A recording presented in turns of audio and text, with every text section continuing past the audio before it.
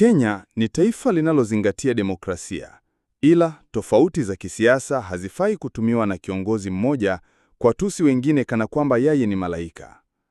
Siasa za matusi na chuki ambazo aliyekuwa naibu rais Rigathi Gachagua anaendeleza ukanda wa Mlima Kenya hazifai hata kama nia yake ni kuwa kigogo wa siasa za eneo hilo.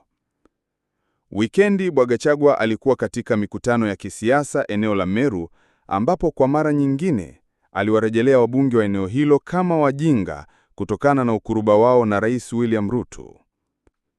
Katika mkutano wa kisiasa mji wa Mikinduri, eneo bunge la Tigania Mashariki, Bwana Gachagua alitumia matamshi makali dhidi ya mbunge wa eneo hilo, Mpuru Aburi.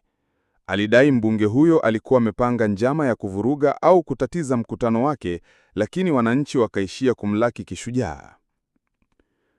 Mwanzo, ghasia ambazo zilizingira mikutano ya Bwana Gachagua zinastahili kulaaniwa kwa kinywa kipana, kwa sababu katika nchi hii kila kiongozi ana haki ya kuandaa mikutano na kutoa maoni yake kuhusu chochote kile.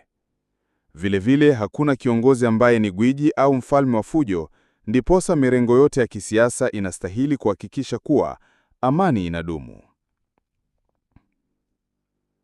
Hata hivyo, hii tabia ya Bwana Gachagua kuwatusi viongozi waliochaguliwa kwa sababu wanatofautiana naye kisiasa inapalilia chuki, na huenda ndio sababu madai huzuka wamekuwa wakipanga fujo dhidi yake.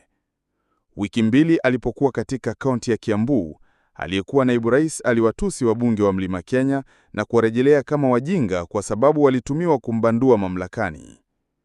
Na wikendi hii pia, kando na kuendeleza matusi yake, pia aliwachochea raia wakwepe hoteli moja ambayo umiliki wake unahusishwa na Rais William Ruto.